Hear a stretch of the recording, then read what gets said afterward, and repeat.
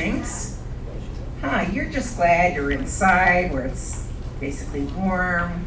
We had to use a heat. It's like the building doesn't know how to handle heat, so it's a good evening here at Congregation Ohr Chadash. I have many, many things I can talk to you about while people put on their tallit. The next big thing that's happening outside tonight, of course, and next Friday night, is Purim party.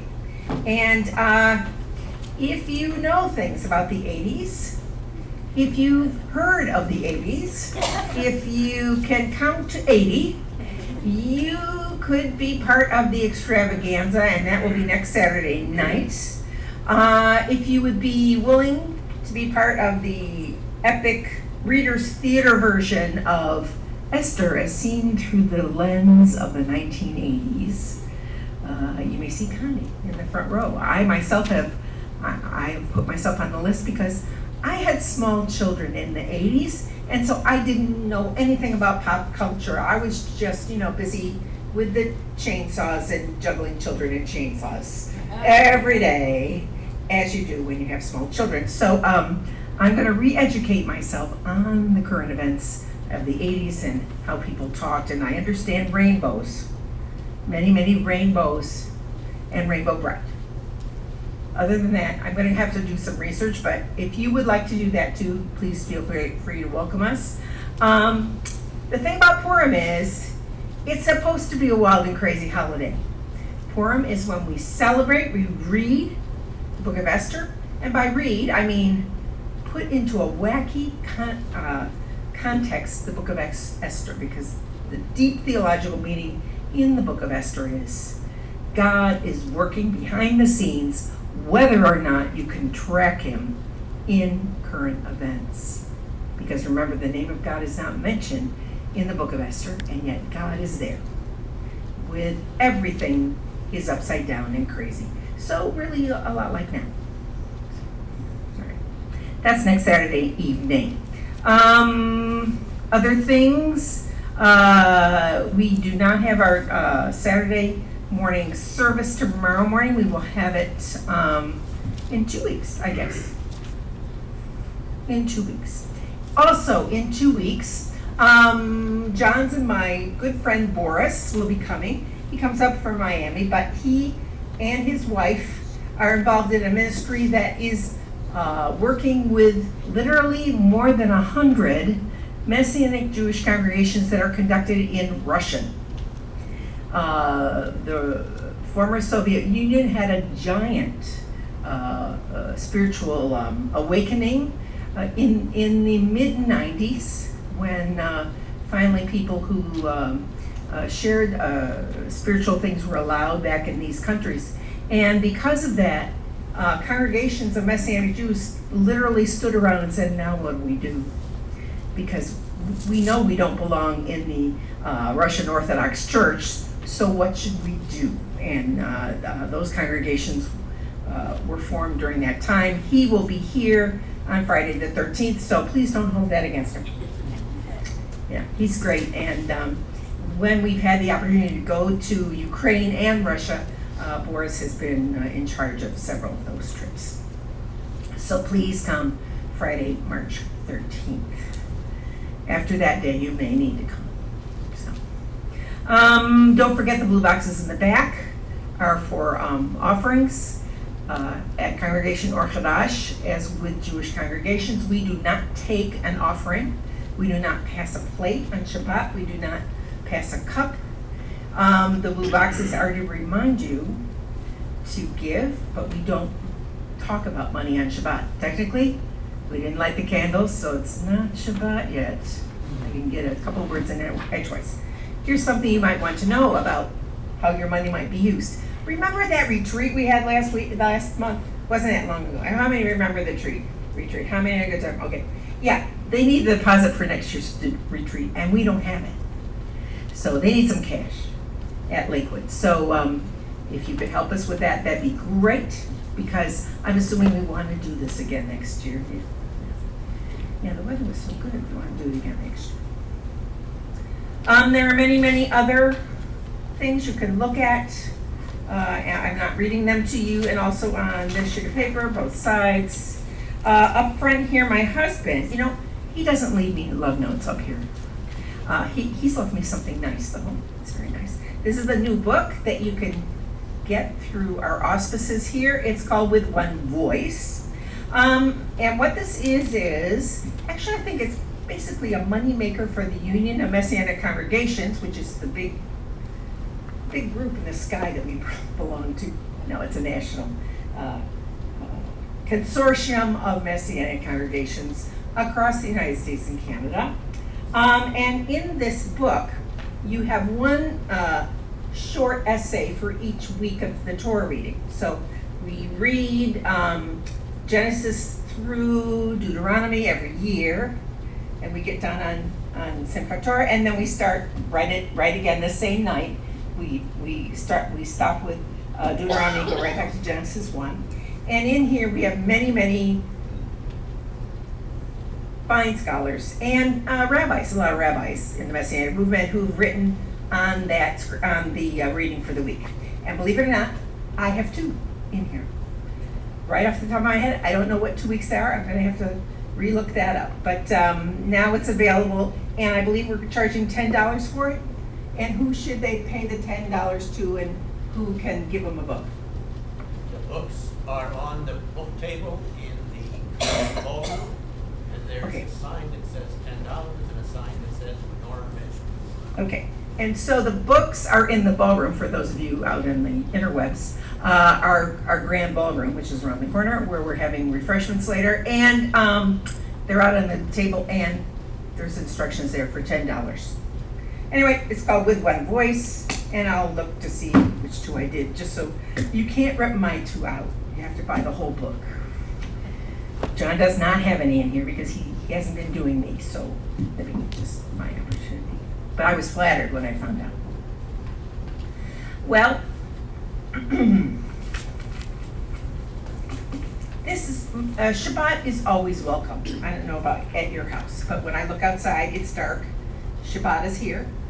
You did not have to jump up and down and run around your house or run around anywhere getting ready for Shabbat, because Shabbat arrives right at the perfect time, right on time, no traffic delays, no problems with registration, free for everyone, and it is a time to very acceptably take moments and ideas to place yourself in God's hands for a week. It is a time of happiness and quiet, and also relying on God to sustain us for the upcoming week. And so we thank you that you chose to come here tonight, and I'm praying that you have a great and blessed beginning of Shabbat. Shabbat Shalom.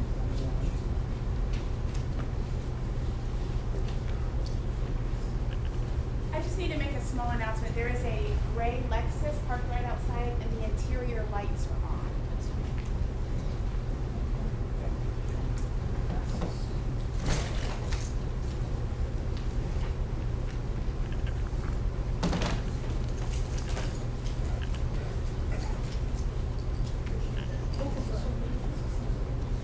After hearing, that's better. After hearing that announcement, that last one, I'm tempted to say the lights are on but no one's home. Someone had to say it. And having said that, we begin our Shabbat celebration as we do so traditionally with Lakado D, pages 14 to 25. And as we go through Lakado D, we are not only reminding ourselves of the specialness of Shabbat, but anticipating that special Shabbat to come, the dawning of the Messianic age. And as we go through the verses tonight, you will see that one of the verses has to do with Jesse's son, the one who brings us redemption. The text says, is drawing near. Please rise, facing the back doors as if we are actually welcoming Shabbat, because that's exactly what we're doing. Jacob leads and we respond on pages 14 to 25.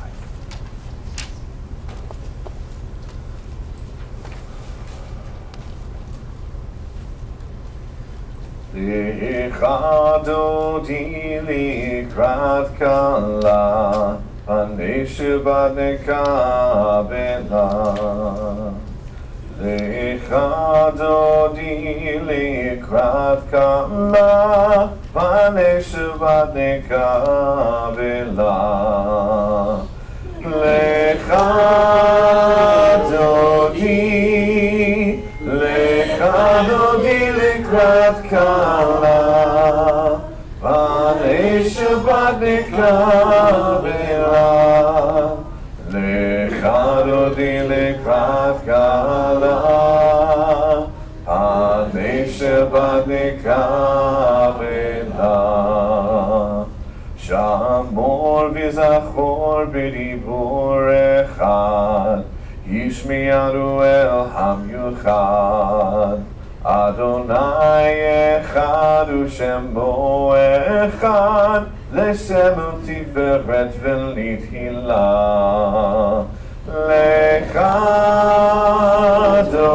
לכבודי, לכבודי לקראת כלה, פני שבת נקבלה. לכבודי לקראת כלה, פני שבת נקבלה. לקראת שבת לכו ונלכה, כי היא מכורך ברכה. בראש מקדם נעשוך, סוף מעשה המחשבה תחילה. לכבודי,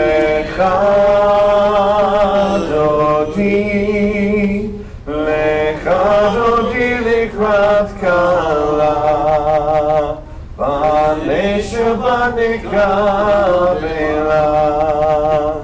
לכבודי לקראת כלה, פני שבת נקבלה. היא תורה פרי, כי באורך קומי אורי. אורי אורי שילדי בארי, כבוד אדוני עלייך נגלה. לכבודי, לכבודי לקראת כלה, פני שבת נקבלה. לכבודי לקראת כלה, פני שבת נקבלה. Come, my friend, meet the bride. Let's welcome the presence of the Sabbath. Observe and remember, in a single statement, the unique God caused us to hear His command. He alone is Lord, and His name is unique to His fame and splendor and praise. Together, come, my friend, meet the bride. Let's welcome the presence of the Sabbath. Let's go to meet the Sabbath, for she is the source of blessing from the beginning, anointed from ancient days, though made last, conceived first. Come, my friend, meet the bride. Let's welcome the presence of the Sabbath. Wake up, your light has come. Arise, shine, awake, awake. Sing a grand song. The glory of God is revealed to you. Come, my friend, meet the bride. Let's welcome the presence of the Sabbath. You may be seated.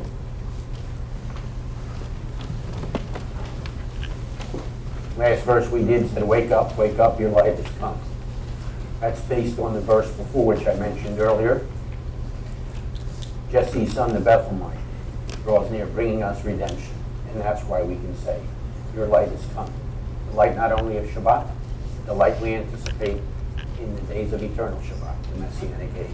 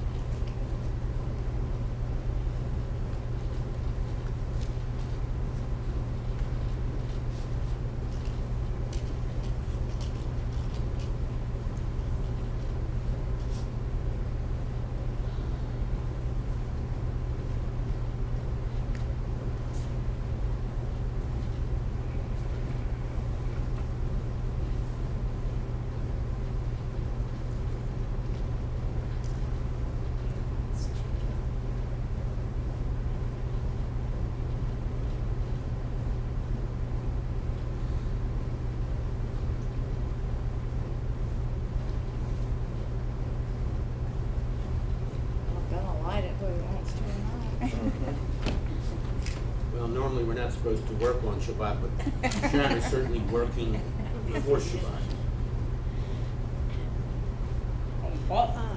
Amen. Got it now.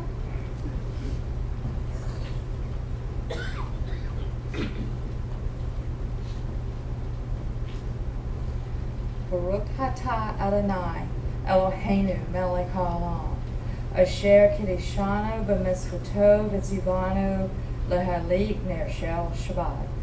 Blessed are you, O Lord our God, King of the universe, who has set us apart by your commandments and commanded us to light the candles for the Sabbath.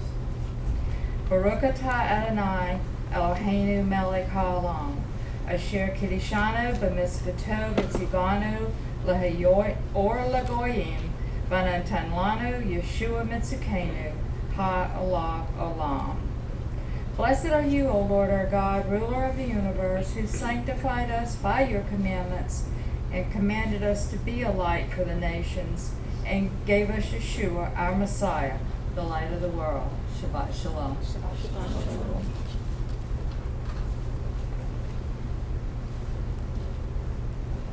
Our Tehillah Tabrit Parashah portion this evening, the bottom of pages 136 and 137, reminds us that in answer to the prayers that we have been praying down through the centuries in synagogues around the world, utilizing those very words in answer to those prayers, God has come and has redeemed his people. And in doing so, the Messiah himself has set in motion the onset of the Messianic age. And so it's our turn now to respond because of what he has done. Pages 136 and 137, the text begins, Baruch Adonai Elohei Yisrael, ki pakad et amo, vayishlach lo padut, vayarem lanu, keret, Yeshua, Devet David, Abdo. Together, praise be to the Lord, the God of Israel, because he has come and has redeemed his people. He has raised up a horn of salvation for us in the house of his servant David, as he said through his holy prophets of long ago, salvation from our enemies and from the hand of all who hate us, to show mercy to our fathers and to remember his holy covenant, the oath he swore to our father Abraham, to rescue us from the hand of our enemies and to enable us to serve him without fear in holiness and righteousness before him all our days.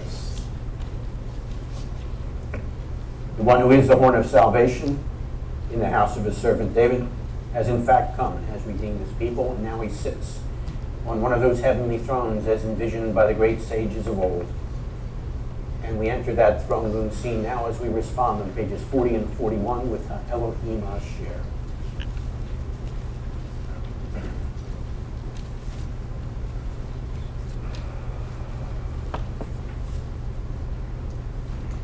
האלוהים אשר דיבר מקדם פעמים רבות ובדרכים רבות אל האבות ביד הנביאים דיבר עלינו באחרית הימים האלה ביד הבן אשר שם לאור רשקו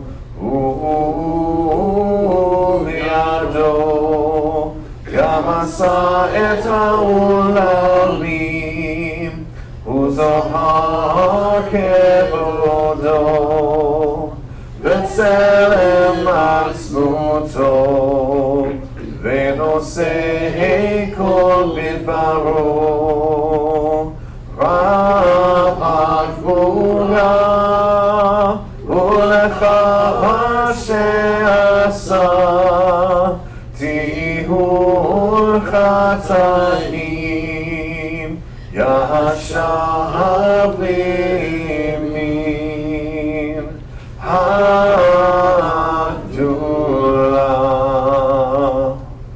In the past, God spoke to our fathers through the prophets at many times in various ways.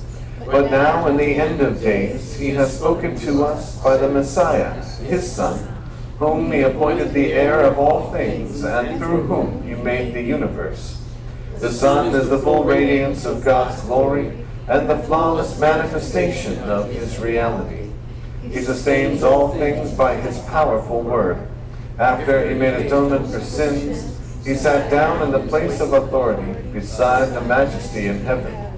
True and firm, established and lasting, right and faithful, loved and treasured, desired and pleasant, feared and mighty, ordered and acceptable, good and beautiful is this word to us forever and ever.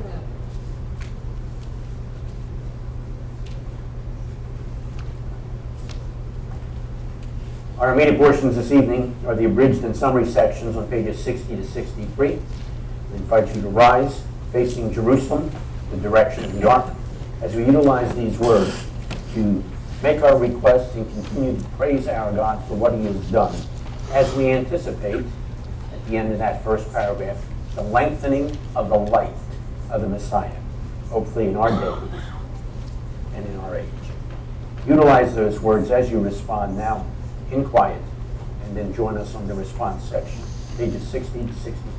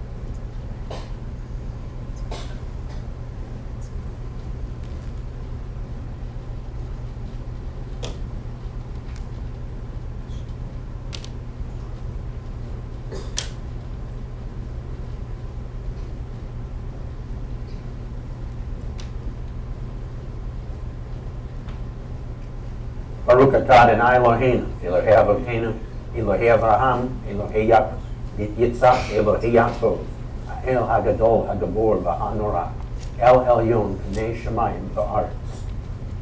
Blessed are you, O Lord our God. You're the God of our ancestors, the God of Abraham, Isaac, and Jacob. You're the God of Sarah, Rebekah, Rachel, and Leah. You are the great, the mighty, the revered God, the Most High God, who is master of heaven and of earth.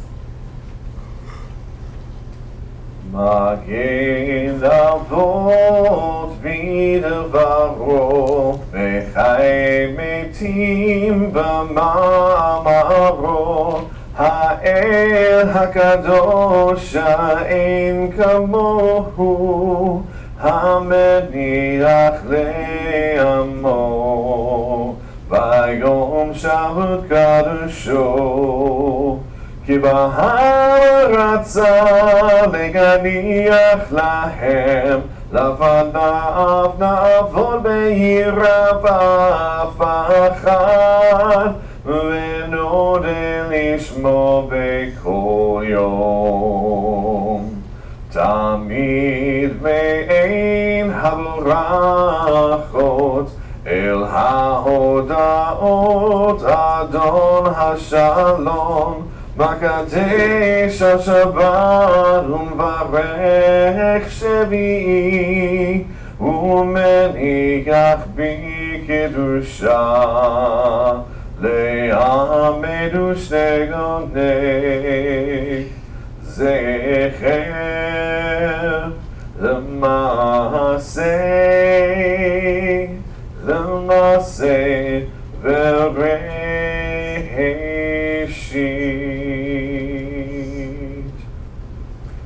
He, with his word, was a shield to our forefathers, and by his voice will raise the dead.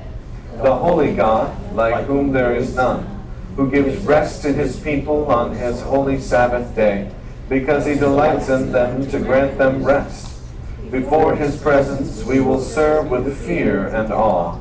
Daily and constantly we will thank him with the appropriate praises.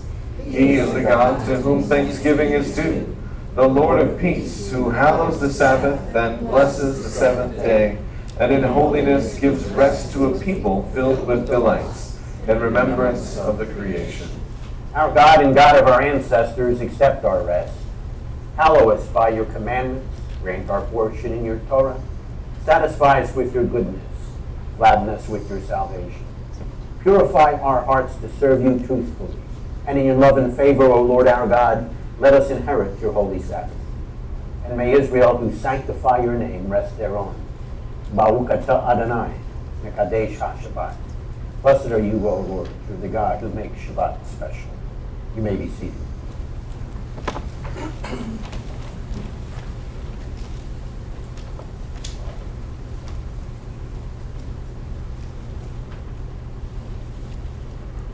We continue on that same theme of praising our great God with half Kaddish, pages 4 to 7.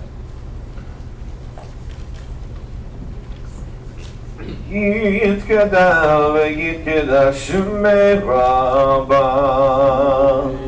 בעמד יברח ירוצי וימליך בחוצי בחייכון וביומכון ובחיי כל בית ישראל בגלה ובזמן קריב ואמרו אמן. יהי שמרבה מבורך לעולם ולעול בעולמיה יתברך.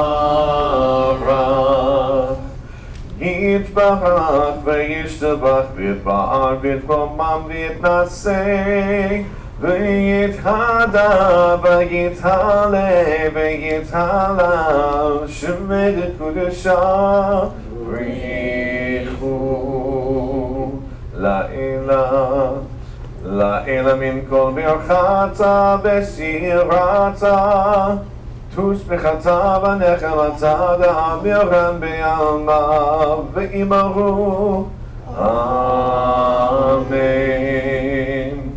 Let his name be glorified and sanctified throughout the universe which he created according to his purpose. May he bring about the reign of his kingdom in your lifetime, in your days, and in the lifetime of all the house of Israel, speedily, soon, and let all say, Amen. Let his great name be praised forever and ever, eternally. Blessed and praised, glorified and exalted, extolled and honored, magnified and lauded be the name of the Holy One, blessed be he. Although he is far greater than all blessings, hymns, praises, and songs which are offered in the world, and say, Amen.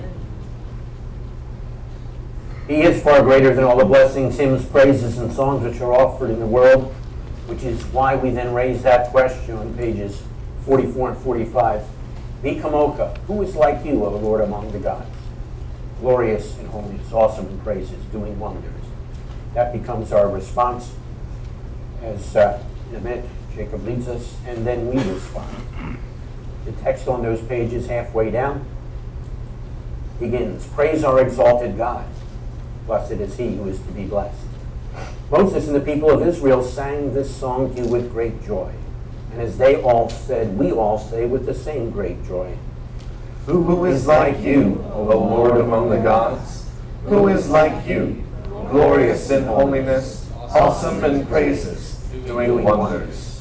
Mi kamocha ba'elim Adonai, mi kamocha nedar b'kodesh, nohora tahilot, O Sefelehe, mi kamocha ba'elim Adonai, mi kamocha nedar b'kodesh, nohora tahilot, O Sefelehe.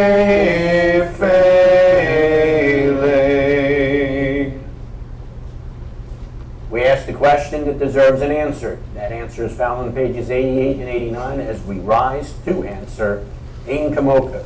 Truly there is none like you, O Lord, among the gods.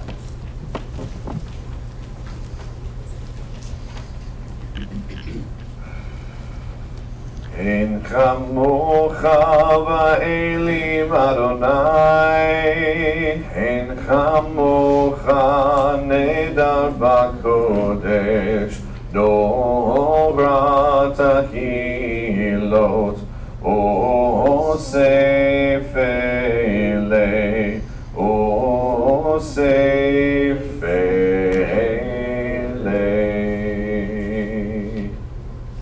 There is none like you among the gods, my Lord, and there is nothing that compares to your deeds. Your kingdom is a kingdom that endures for all eternity, and your sovereignty extends throughout all generations. Adonai Melech, Adonai Malach, Adonai Gimaloch ve'olam va'ed. The Lord reigns, the Lord has reigned, the Lord shall reign throughout eternity. The Lord will bless his people with peace. The Lord shall reign throughout eternity, and he needs to reign throughout all of our lives, through the totality of our lives. We do, in fact, affirm that we want him to do exactly that as we turn to pages 34 to 39 for the Shema, and we turn as well to the direction of the ark, once again facing Jerusalem.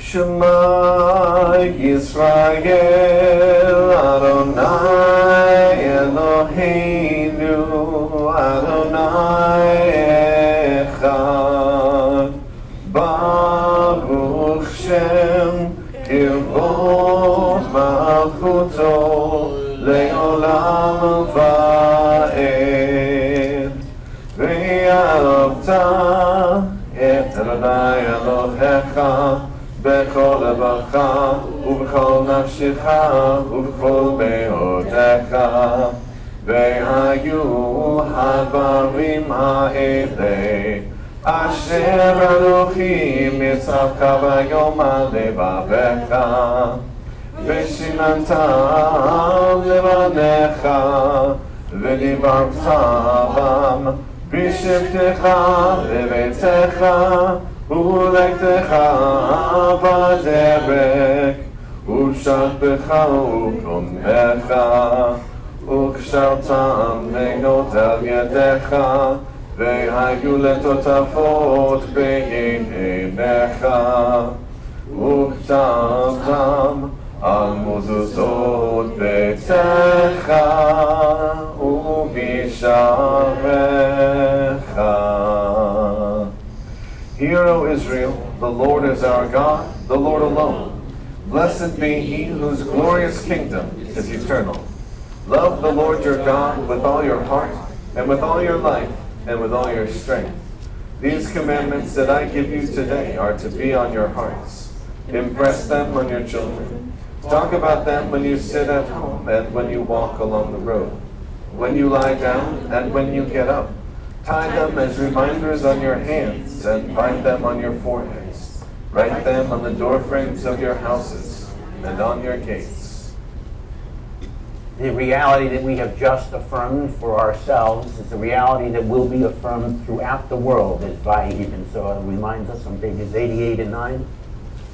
It's the time when from Zion will go forth the Torah and the word of the Lord out of Jerusalem. Pages 88 and 89.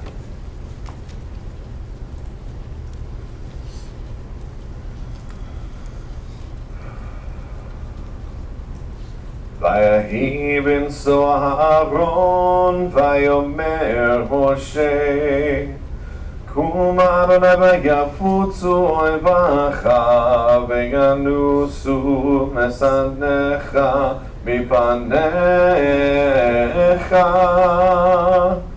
כי מציון תצא תורה כי מציון תצא תורה ודבר אדוני מירושלים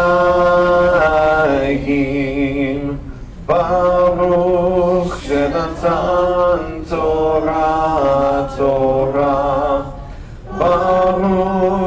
ונתן תורה תורה לעמו ישראל בקדושתו.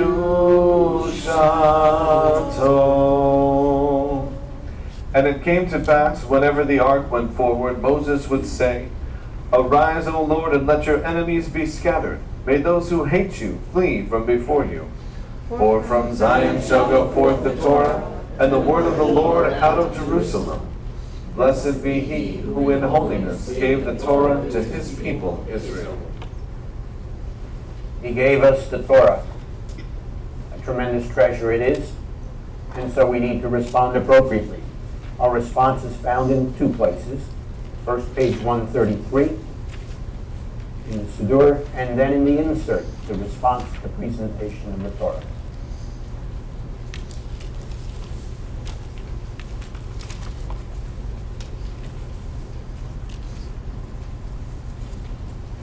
The ark now unveils its treasure. To our eyes and minds and hearts, Inside the scroll of Torah stands. it stands there with all its richness and wisdom. As we listen, voices speak, voices of our ancestors. Abraham, Isaac, and Jacob, Joseph, and Moses. O God, they bring us your instructions for us. Sarah, Rebecca, Rachel, and Leah, and Miriam speak to us as well. O God, they move us to respond to your promises to us. We are grateful for your words, the words of Torah. Hear, O Israel, the Lord calls. We will hear your words that we may learn them, love them, and live them. What does the Lord require of you? To fear him, love him, serve him, and walk in all his ways. All the Lord has said, we will do. The Torah of the Lord is perfect, restoring the soul. The teaching of the Lord is sure, making wise the simple. The precepts of the Lord are right, rejoicing the heart. The commandment of the Lord is pure, enlightening the eyes. Happy is the one that walks not in the counsel of the wicked, nor stands in the way of sinners, nor sits in the seat of the scornful. But our delight is in the Torah of the Lord, and in its Torah we will meditate day and night.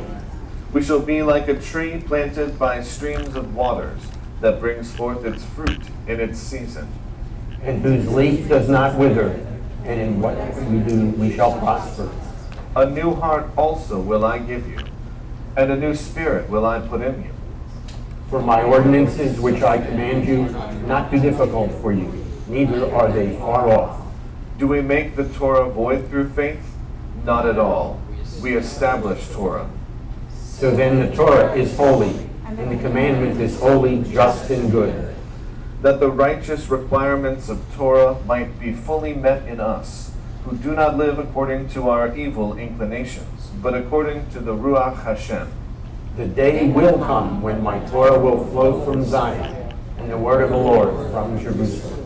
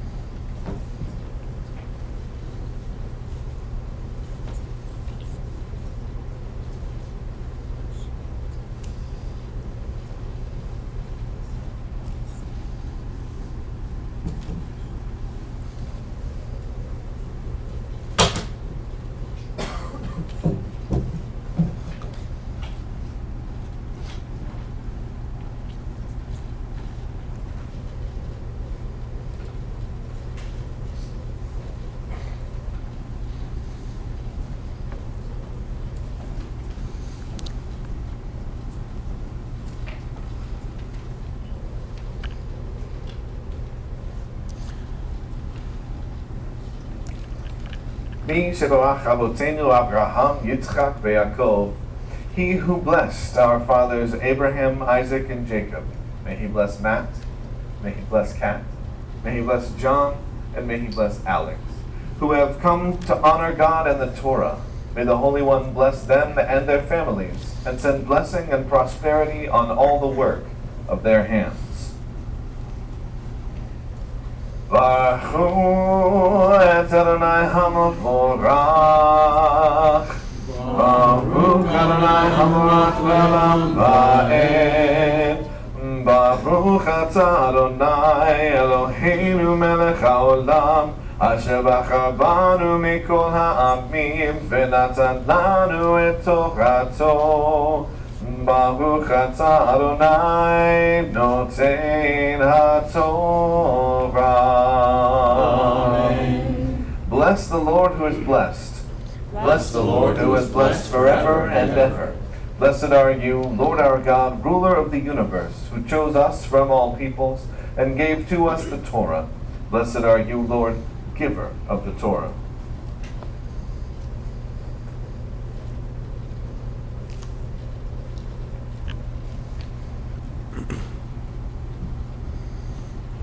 All right, Hebrew students, you're on the alert. Inside front cover of the bulletin. Follow along as I chant, and you read quietly, please. V'daber Adonai el Moshe le'mor, daber el bnei Yisrael, v'yichu li terumah, me'et kol ish asher yedavenu libo, tichu et terumati. You may be seated.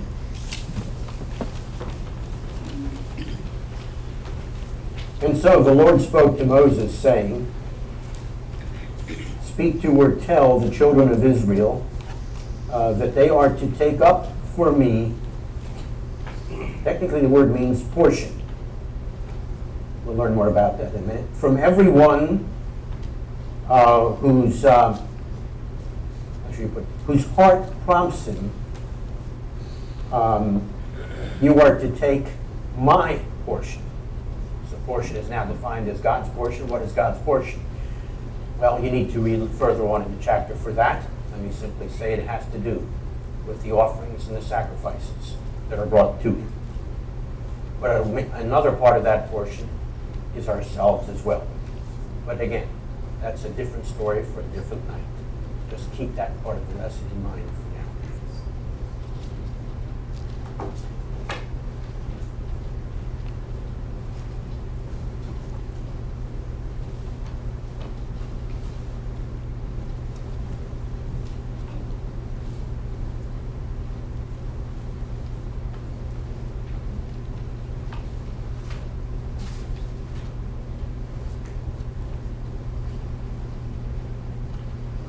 Reading from Exodus chapter 25, 8 to 9, 17 to 22. They are to make me a sanctuary, so that I may live among them. You are to make it according to everything I show you, the design of the tabernacle and the design of its furnishings. This is how you are to make it. You are to make a cover for the ark out of pure gold. You are to make 2 cherubims of gold.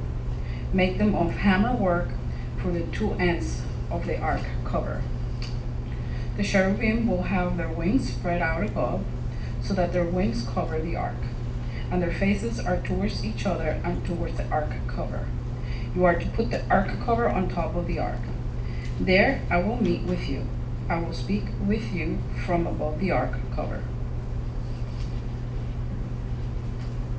An amazing text that reminds us not only that God actually set up a home for himself on earth, but there was a place where he would actually meet his people.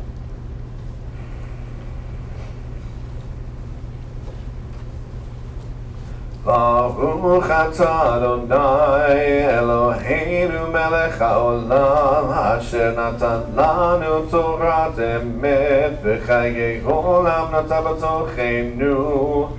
Baruch atah Adonai noten haTorah.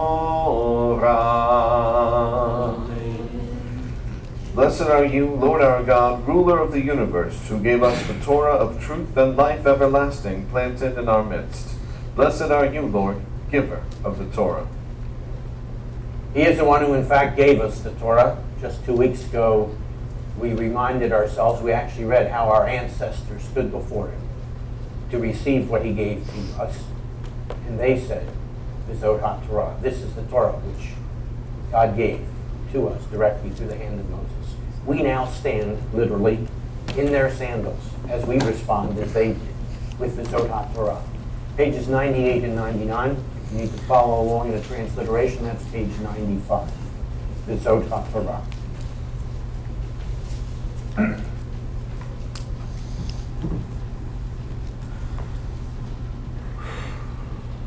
V'zot haTorah asher sam Moshe lifnei bnei Yisrael pi Adonai ve'ad Moshe. This is the Torah which Moses placed before the children of Israel. It is in accord with the Lord's command by the hand of Moses.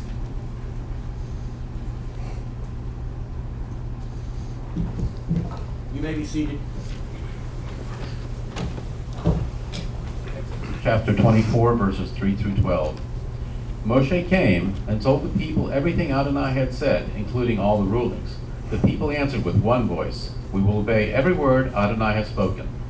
Moshe wrote down all the words of Adonai. He rose early in the morning, built an altar at the base of the mountain, and set upright 12 large stones to represent the 12 tribes of Israel. He sent the young men of the people of Israel to offer burnt offerings and sacrifice peace offerings of oxen to Adonai. Moshe took half of the blood and put it in basins. The other half of the blood he splashed against the altar.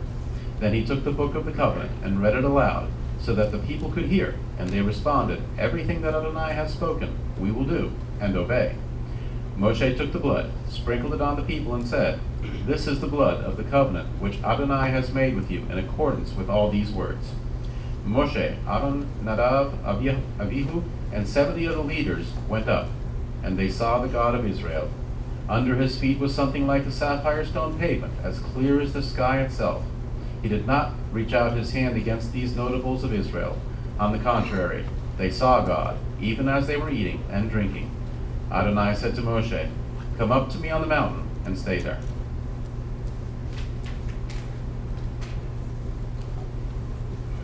You know, when God spoke those words to Moses, as well as the words he had spoken earlier, you can bet they changed Moses' life. And they changed the lives of those who listened down through the years. And they are to change our lives as well, which is why we respond. On pages 96 and 97 with Etz Chaim, it's a reminder that these words are a tree of life, whose roots are to drive deep into our lives, so we can then say and expect, renew our days as a whole. Pages 96 and 97, Etz Chaim.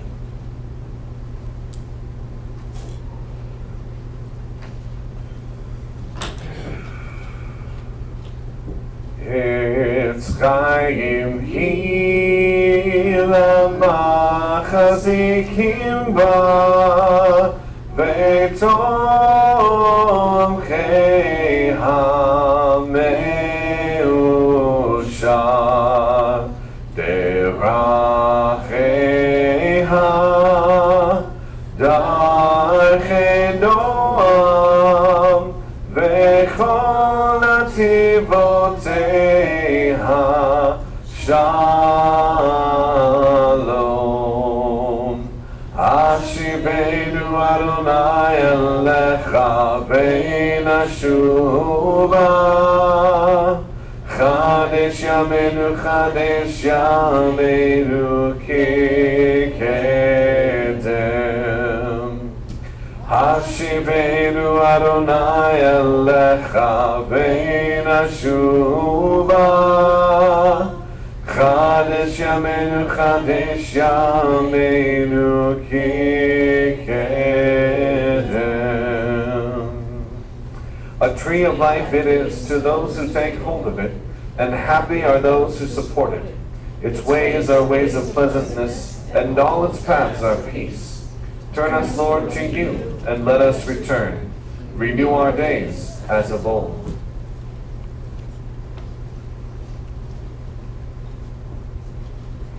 If our days are truly renewed as of old, then we're better equipped to stand in his presence as his priests, which is what we now do as we rise yet again.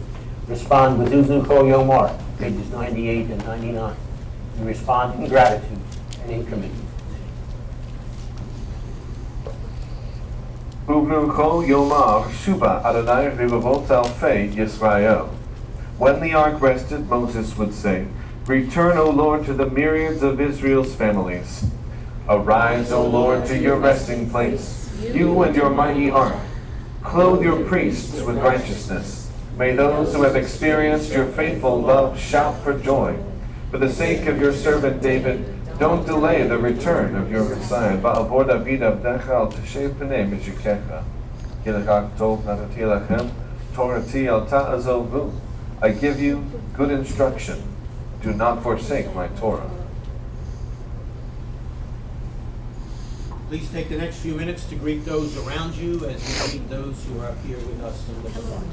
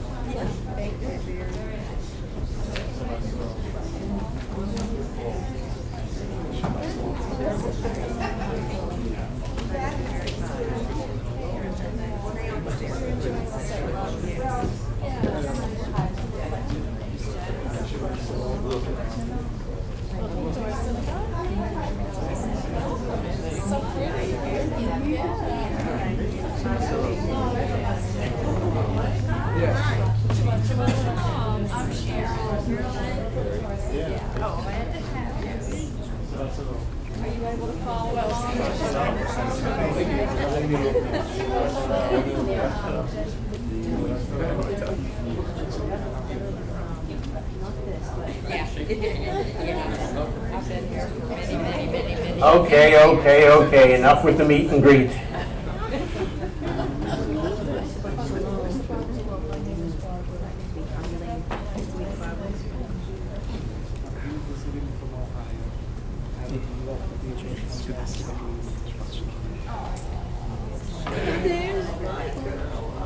I will try that again. Enough with the meet and greet. Please have a seat. You like the way that flowed? I got more if you don't sit down. I'm sorry, Rabbi. I have one more to get there. There's always someone. Please remember that most of these people will still be around afterwards, so you can continue to do this. Don't feel like you got to get it all in now.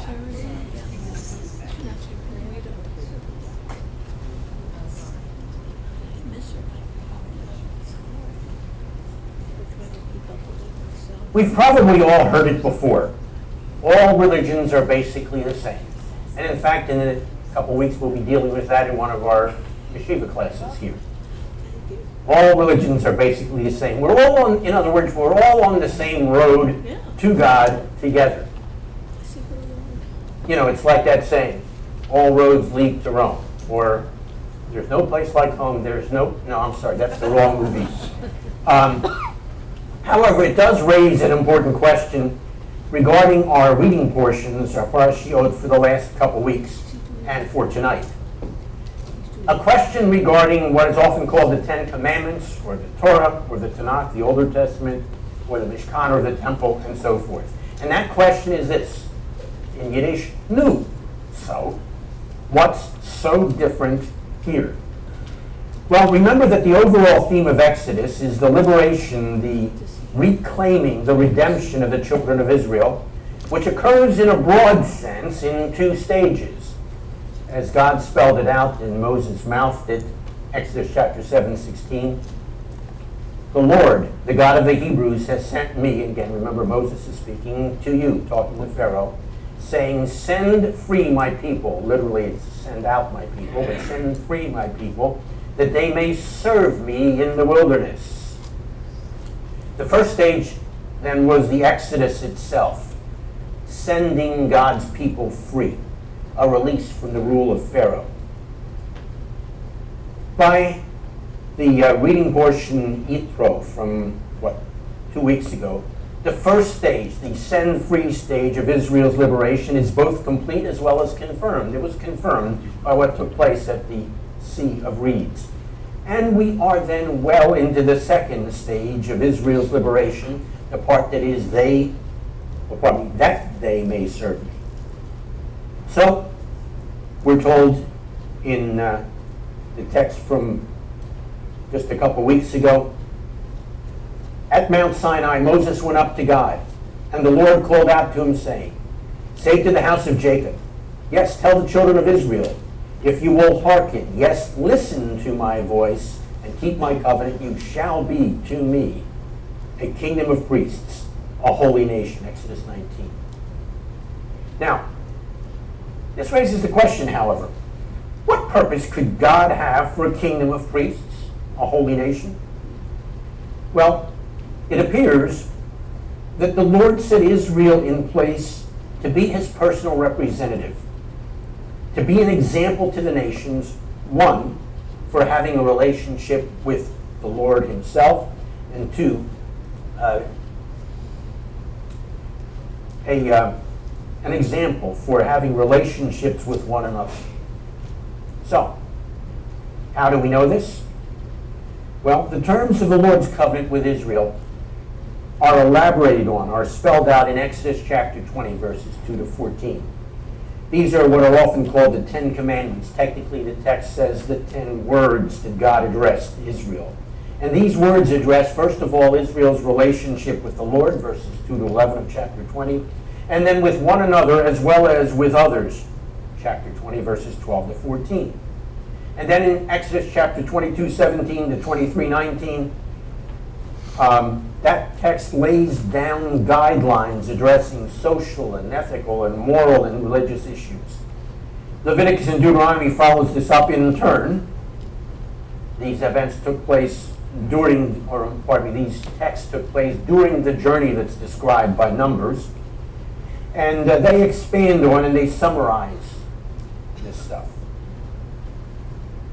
In other words, Israel receives the words that enable her to be a model for the nations.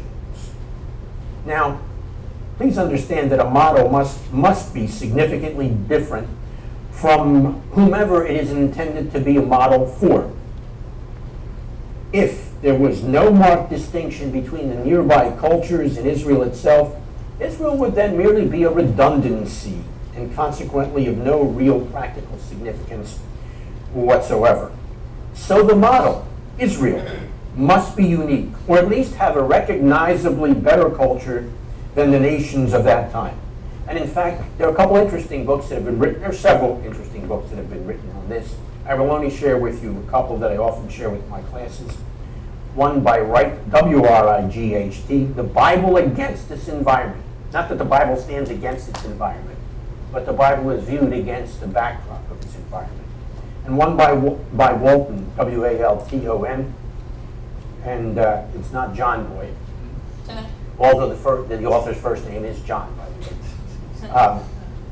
Ancient Israelite literature and its cultural context. Both of these texts show how radically different the culture of Israel was from the culture of the surrounding nations. And so, appropriately, in keeping with this understanding, the reception of the Torah, the biblical instructions on Mount Sinai by Moses, is compared by the rabbis, the sages of old, to a marriage ceremony. The cloud on the mountain is like the marriage canopy, or the chuppah. The shofars that sounded, and we read these texts in the previous weeks, the shofars that sounded with the thunder and the lightning, along with the voice calling out, are like the witnesses to the marriage, they remind us. And the Shabbat, the Sabbath, is considered as the wedding ring. Sometimes we do Veshamru, Exodus 31, verses 13 to 16, which reminds us, this shall be a sign between me and the children of Israel forever. Forever. That in 6 days God made the heavens and the earth, and the seventh he rested. And this will be my sign to them throughout all their generations. It's the wedding ring. Shabbat it's the sign. So Israel is the bride, and God is the groom. The honeymoon, as it turns out, is the 40-year period that they walk hand in hand in the Sinai Peninsula, when bride and groom are together and get to know each other. Not surprisingly then, given this understanding, the Lord's covenant with Israel was clearly distinct from what existed in any of the other Near Eastern cultures then present. And if you remember, last week I suggested just a couple of the differences between the law codes of those days and the covenant or treaty that this particular covenant was in fact. Don't have the time to get back into that, but guess what? Get the drash from last week. It's available in video, as well as just plain audio, and you'll get that story. Or, since I share this in a number of the classes, take a seminary course or two. All right, is that enough commercials all wrapped up into one? Okay, then I can continue. All right, back to the story. One rather obvious distinction between this covenant and those around is monotheism, the exclusive worship of one God, as opposed to the polytheism of Egypt and the other Near Eastern cultures. Another very stark notion is the notion of a God actually having a covenant with a people, a living, intimate relationship with his people.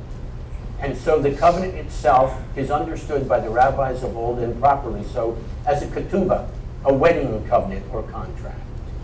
And we celebrate this every year at Shavuot, as we celebrate the giving of that covenant, that ketubah. In all of history, there is no known example of this or of anything else that could possibly have given the Israelites this idea. It was an original and absolutely unique concept. Other unique concepts, and there are many, of this covenant are the prohibition of idolatry, the institution of the Sabbath, the ultimate picture of freedom, a day off from the work of the week. Additionally, turning to the content of those instructions themselves, we can see how Israel is clearly directed to be unique for its place in time. For example, in the laws of Near Eastern cultures, penalties for violations of a law were determined by the victim's social status. So in one culture, if a man strikes a woman, causing her to miscarry, if the woman is from the upper class, the wrongdoer pays 10 shekels. But he only pays 5 if the woman is from the common class. So the Torah makes no distinction in punishing violators based on financial well-being or on social status. That's unique. We are all equal before the Lord, the covenant tells us. And some Near Eastern cultures permitted vicarious punishment, meaning the offender does not even pay the penalty. Someone else does it for him. Hammurabi, the major Near Eastern law code of that time period, for example, decreed that if a man strikes a pregnant woman, causing her to miscarry and die, the assailant's daughter is put to death. Deuteronomy 24:16, in stark contrast, limits punishment to the actual offender. In other words, we are all responsible for our own conduct before the Lord. In Near Eastern laws, furthermore, violations of property rights incurred the death penalty, thus effectively placing the value of land and things above human life. However, the Torah never imposes the death penalty for violating property rights, setting the value of human life above the value of property and possessions, and setting the value of life above 610 of the 613 guidelines we have in the texts of the Tanakh, of the Old Testament. The rabbis remind us that all but 3 can be violated if it means the preservation or the protection of life. What 3, you might ask? Wrong night, wrong class, some other time. It's this concern for the sanctity of human life that gives rise to the Torah's deep and repeated and compassionate concern for the plight of the poor and disadvantaged. And the very juxtaposition of last week's portion with the portion before last week's portion, which talks primarily about civil and social behavior, and the week before, the one talking about the 10 words and the instructions with respect to religious worship. That juxtaposition provide a further startling insight into the uniqueness of this covenant that comes from God. And that is, there is no separate realm of religion in the usual sense of the word. Now, most people think of religion as a matter of ritual and spirituality. Western society even differentiates, as we are familiar with the terms, between church and state. But the Torah knows no such distinction. To the contrary, from the Torah's perspective, with respect to the covenant given to the Lord himself, all areas of life are intended to be intertwined. And holiness derives as much from correct business dealings as it does from piety in matters of religious ritual. In fact, the rabbis of old tell us that the first question God asks when we see him in the heavenly realms is, were you honest in business? You see, in Judaism, the concept of the temple is to be found not only in the temple, but as much so in the office and in the home, as well as the synagogue. This is one significance of the juxtaposition of these two readings, the reading from last week and the one from the week before. So that it's quite natural that immediately after carrying us through the recognition of God's power through the miracles of the splitting of the sea and the scene at Sinai, the Torah then introduces regulations that seem to be almost mundane in what they deal with. Very ordinary stuff. However, if we understand the context and the connections, they are not in the least mundane. And in fact, they are as much expressions of God's greatness and graciousness as the very first commandment. It says, I'm the Lord your God, who brought you out of the land of Egypt. And if he is the Lord our God who brought us out of the land of Egypt and set us free from slavery, then that should impact every part of our lives, whether it's the very religious or the very ordinary, because the two are intertwined. And this is why and how God created Israel as a model society for others to duplicate. And the cornerstone of it all is that ketubah, the relationship with him, that intimate relationship with him. He reminds us of that in Deuteronomy chapter 4, verses 5 to 8. It says, if you follow these guidelines, then the nations of the world will look at you and say, wow, what a wise and understanding people this is that has laws so great as these, and a God so near that he hears and answers prayer. In other words, as we put the text together, we have significant principles to live by, significant principles to live our daily lives by, principles for us and for others. Principles such as those who live by the sword get shot by those who don't. You have a right to remain silent. Anything you say can and will be misquoted and used against you. And then, change is inevitable, except from a vending machine. Oh, I'm sorry, that was the wrong list. It was fun, but the wrong list. Okay.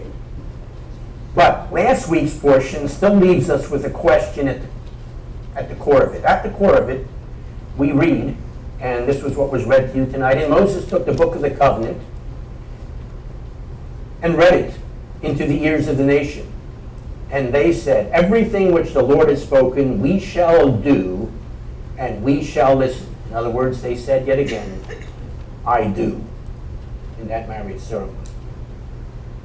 So why is it only at this point, after a major portion of the Torah has been communicated to the Israelites, why is it at this point that God formally enters into a covenant with them? Wouldn't it have been more logical to establish the covenant at that initial revelation at Sinai? Or even the splitting of the sea? Miracles which took place before the eyes of an entire nation, rather than occurring after 3 more chapters and 100 verses of detailed instruction. After all, the entire nation had seen God's power. As Exodus 14:31 reads, Israel saw the great hand with which the Lord performed, with which the Lord performed against Egypt. And the nation feared the Lord and believed in the Lord. Yes, in this sense, seeing is believing, as the text testifies. But we have got to come to this understanding that seeing is not yet understanding. You see, our eyes see only the externals of the events as they occur, and of individuals as they act. But we don't always understand what lies behind the events we see, and how that particular event or action will affect our thoughts and activities. Seeing leaves a superficial impression then, and such impressions fade only too quickly.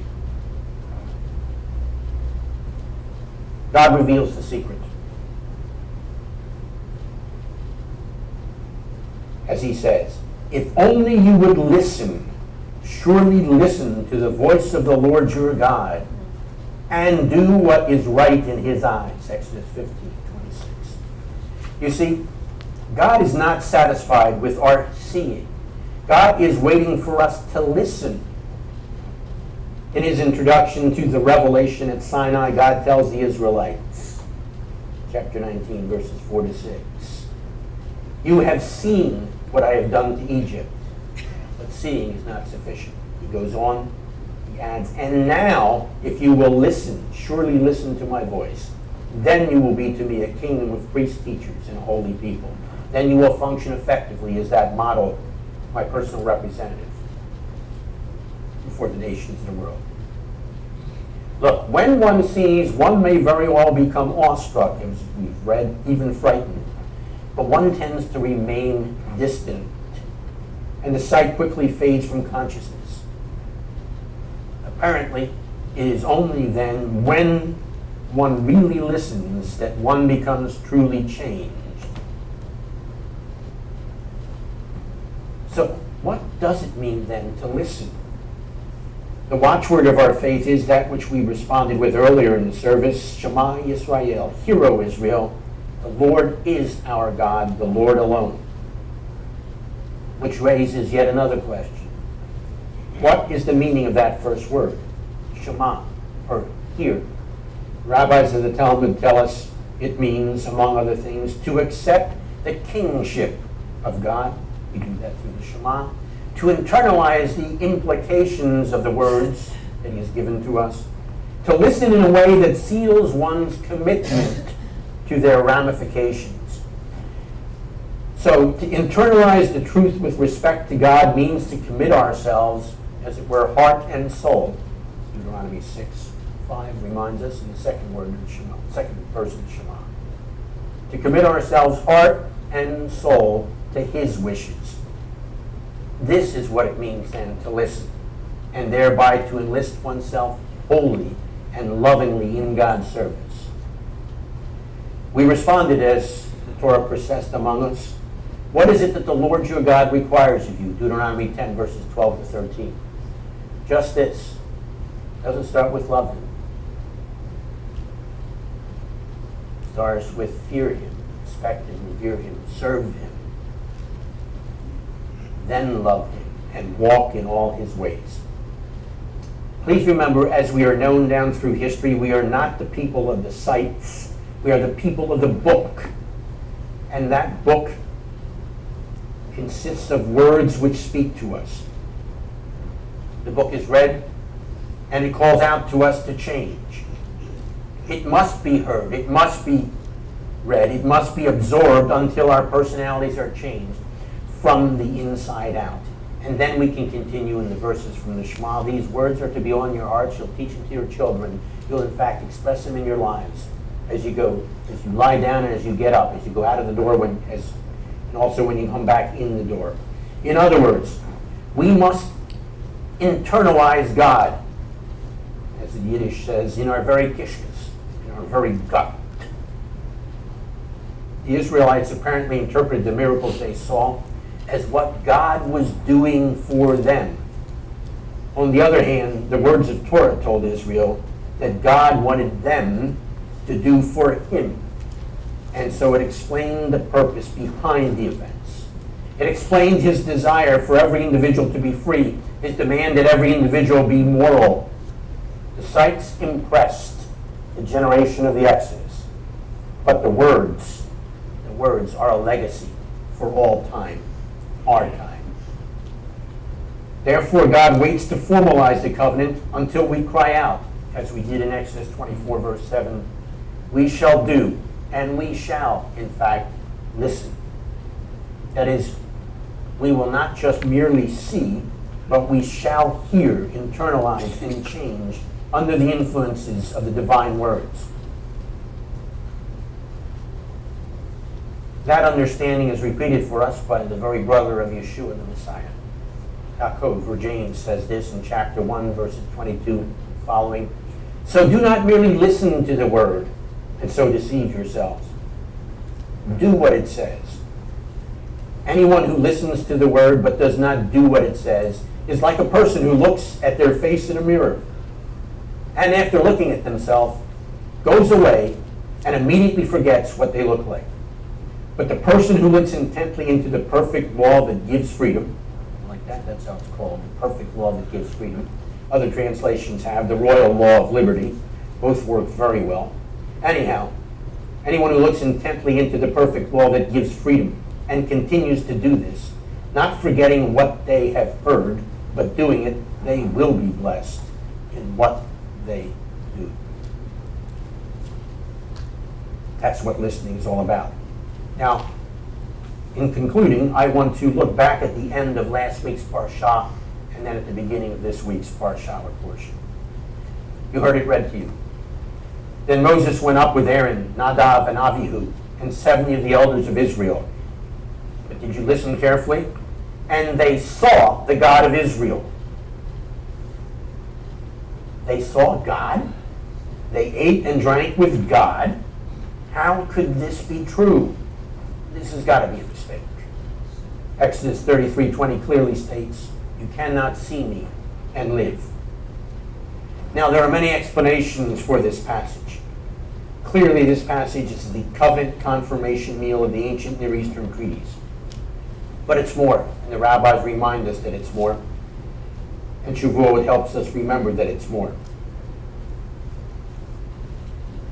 It is, in fact, the wedding sealing meal, I've got to say that slowly, from the ancient Near Eastern covenants.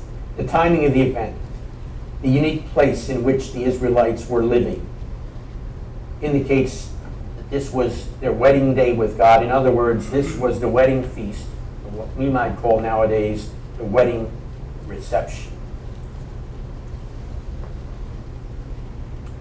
Then, in tonight's portion, we're told how the tabernacle was to be constructed.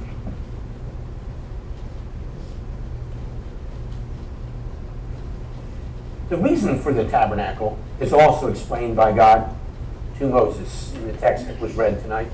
Let them make a tabernacle for me so I can live among them. Now, the Hebrew word that's used here for tabernacle, as many of you are aware of, is mishkan.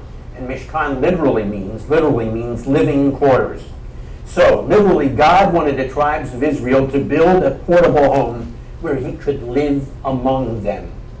It was to be their honeymoon home together.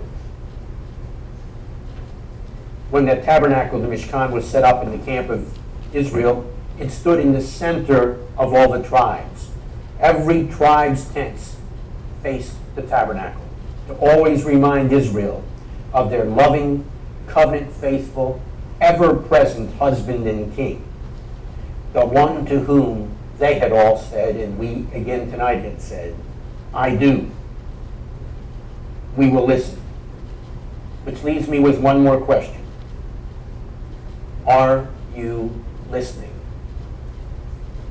It could make a real difference. Take the next minute or so in quiet to answer that question for yourself before God.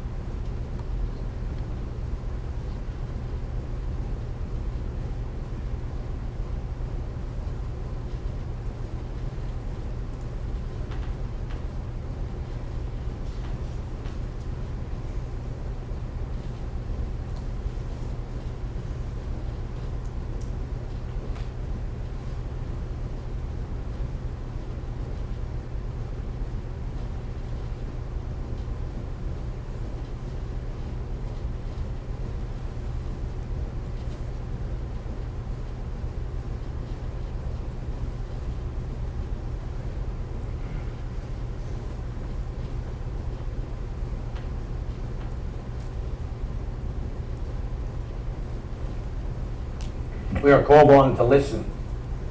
The Elenu, pages 102 to 107, reminds us that listening involves accepting our calling as our task. It also reminds us that there's coming a time when the world will listen to these words as well. And at that time, the world will be perfected under the rule of the Lord Almighty, time of the kingdom of David's greater son. As we stand and respond facing Jerusalem yet again, we anticipate those times and we confirm yet again that we accept our calling and our task. Pages 102 to 107.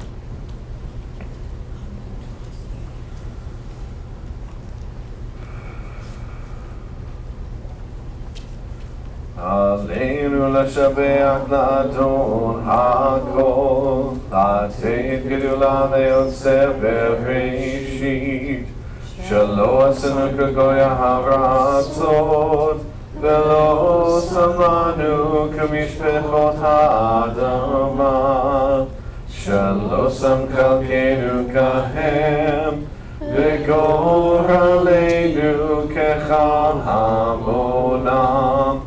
ואנחנו קוראים ומשתחווים ומודים לפני מלך מלכי המלכים הקדוש ברוך הוא, שהוא נוטה שמיים ויוסר הארץ, ומושב יקמו בשמיים ממעל, ושכיננו זו וגבי מרומים. הוא אלוהינו,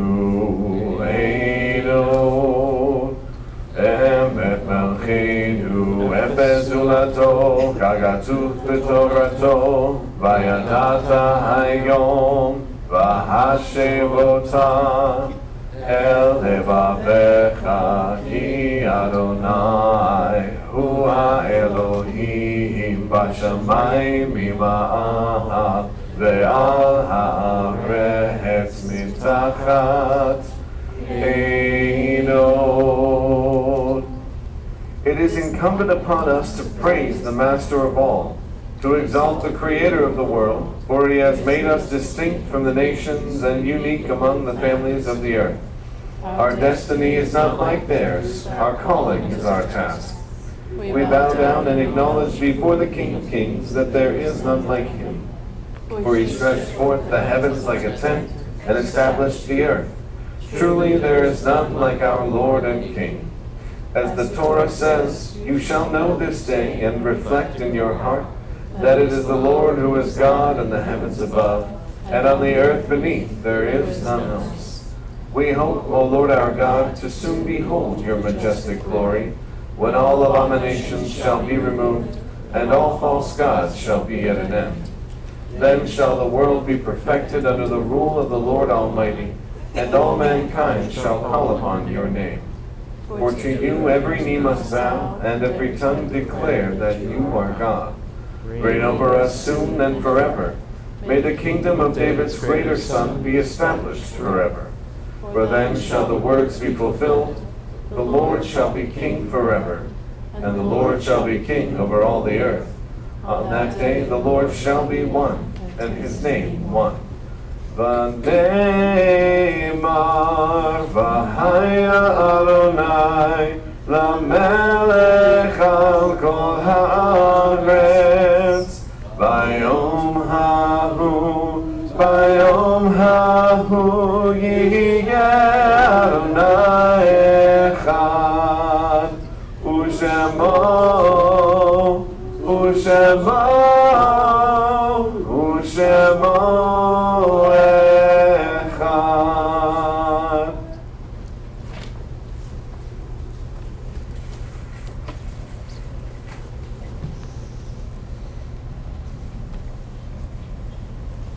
You may be seated.